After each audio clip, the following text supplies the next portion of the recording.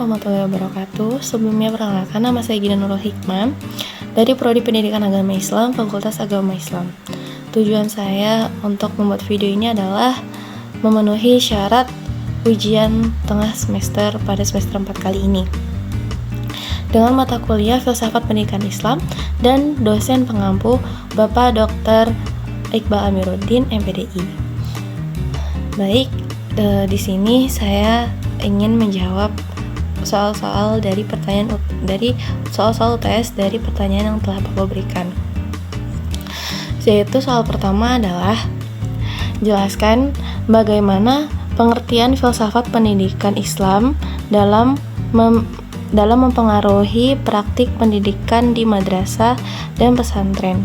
Berikan contoh konkret dari pengalaman dan atau hasil observasi.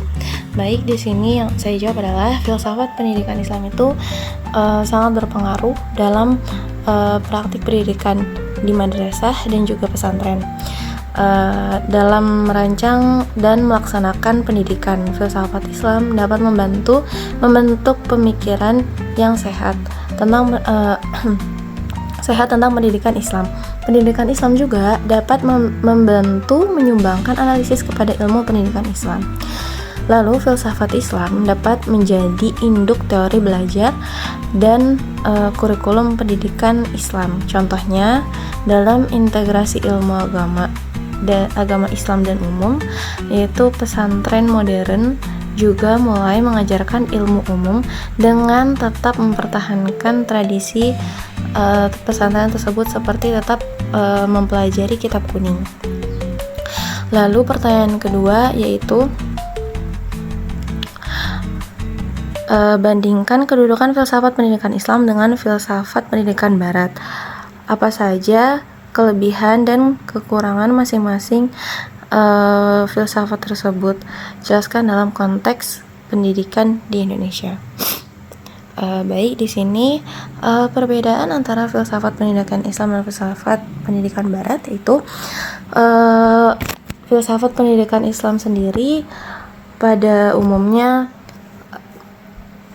berlandaskan pada wahyu Allah, Al-Quran dan hadis serta ijtihad para ulama, dan pendidikan Islam ini diarahkan untuk menempuh kebahagiaan dunia akhirat. Sedangkan filsafat Barat sendiri yaitu berbasis pada rasionalisme, empirisme, dan humanisme. Fokusnya pada pemikiran kritis dan kebebasan individu. Lalu ada lagi perbedaannya yaitu membentuk manusia yang beriman, berakhlak mulia, dan memiliki ilmu yang bermanfaat dunia dan akhirat. Lalu di sini perbedaannya itu menggabungkan kemampuan pemikiran kritis dan kemandirian. Lalu yang terakhir perbedaannya adalah Islam menggabungkan pendekatan wahyu dan akal pembelajaran untuk pembelajaran agar mencakup aspek spiritual, intelektual, dan moral. Sedangkan filsafat pendidikan Barat sendiri lebih menekankan empirisme. Lalu kekurangannya di pendidikan filsafat Islam yaitu kurang diterapkannya pendekatan ilmiah dalam beberapa institusi Islam sehingga tertinggal dalam aspek sains dan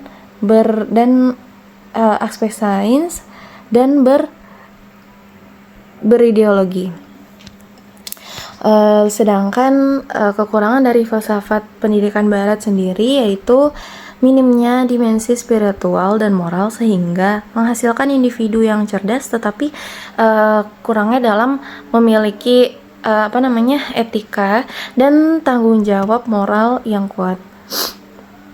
Lalu saya lanjutkan ke pertanyaan yang ketiga,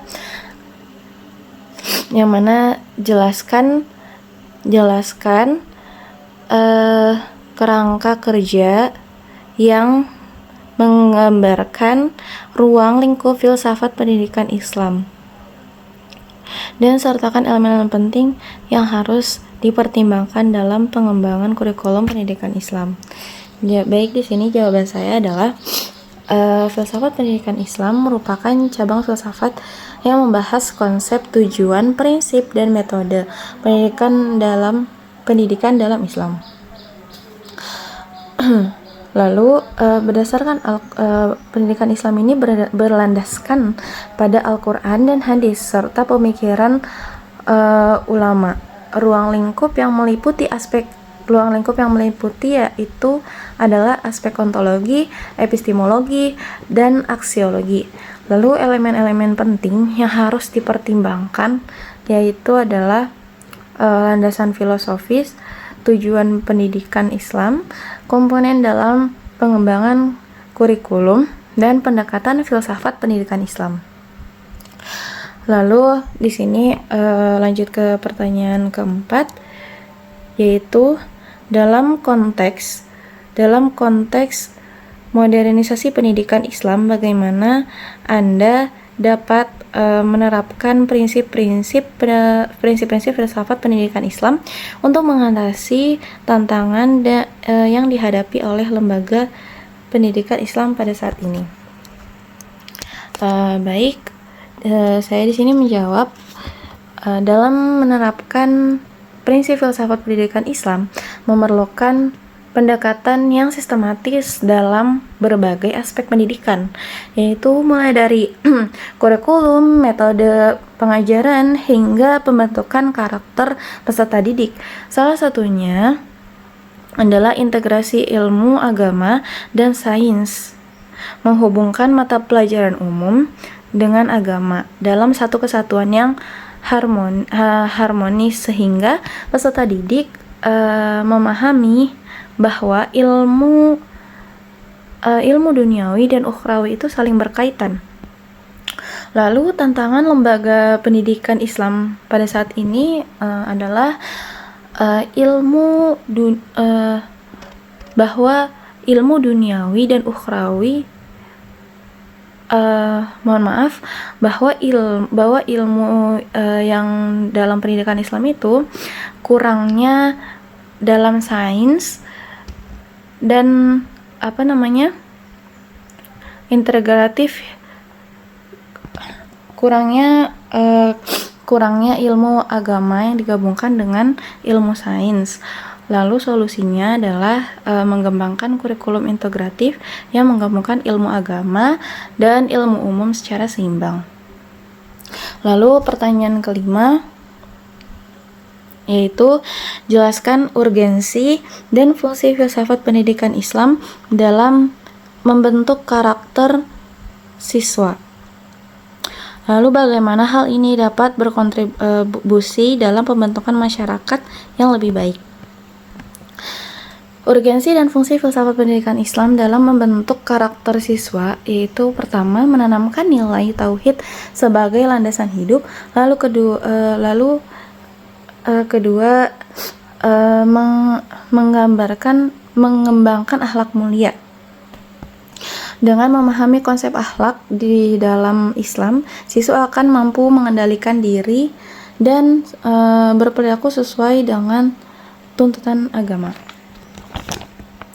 Lalu di sini ada lagi yang terakhir, yaitu membentuk pola pikir kritis dan kreatif. Siswa diajak untuk menanamkan atau memahami hubungan antara ilmu dan kehidupan. Dan kontribusi dalam pembentukan masyarakat adalah yaitu mewujudkan masyarakat yang mulia, mengurangi kriminalitas dan penyimpangan sosial, juga meningkatkan kesadaran terhadap keadilan, juga kesejahteraan sosial. Lalu yang keenam, yaitu pertanyaannya adalah tinjauan pendekatan studi pendidikan Islam yang ada saat ini. Tinjaukan kedekatan studi filsafat pendidikan Islam yang ada pada saat ini.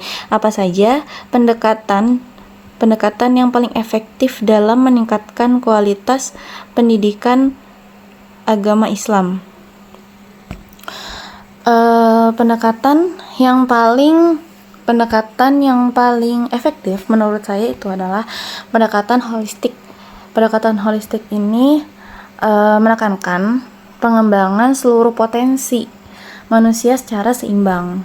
Jadi tidak hanya salah satunya yang ditingkatkan, namun keseluruhan potensi yang ditingkatkan. Jadi secara seimbang, yaitu mencakup aspek intelektual, spiritual, fisik, dan fisik. Dengan demikian, pendidikan agama Islam itu tidak hanya berfokus pada transfer pengetahuan saja, tapi juga pada pembentukan karakter dan keterampilan hidup. Jadi bagaimana seseorang itu dapat mengimplementasikan teori ilmu tersebut, tidak hanya dapat menerima transferan ilmu saja, tapi bagaimana cara mereka dapat mengimplementasikan ilmu tersebut. Lalu yang terakhir, jelaskan rancangan program pendidikan yang akan Anda buat dan yang mengintegrasikan hakikat manusia dan hakikat pendidikan dalam konteks pendidikan Islam. Apa saja komponen utama yang harus ada dalam program tersebut? Baik, di sini saya akan membuat program yang yaitu yang mengembangkan potensi manusia, mengintegrasikan ilmu agama dan umum untuk menciptakan keseimbangan dalam kehidupan dunia dan akhirat. Lalu menanamkan nilai-nilai Islam dalam karakter peserta didik melalui pendekatan filosofis dan aplikatif. Dan komponen utama yang harus ada yaitu adalah landasan kurikulum, yaitu sudah pasti Al-Quran, hadis sebagai sumber utama pendidikan, lalu struktur program pembelajaran, lalu metode pembelajaran, dan yang terakhir evaluasi pengukuran keberhasilan siswa. Baik, mungkin sekian jawaban dari pertanyaan ujian tengah semester pada matkul Filsafat Pendidikan Islam kali ini. Mungkin ada beberapa jawaban yang kurang dan salah. Mohon dimaafkan karena saya juga masih dalam proses belajar dan masih memerlukan ilmu yang banyak. Baik, saya akhiri, kurang lebihnya mohon maaf. Wassalamualaikum warahmatullahi wabarakatuh.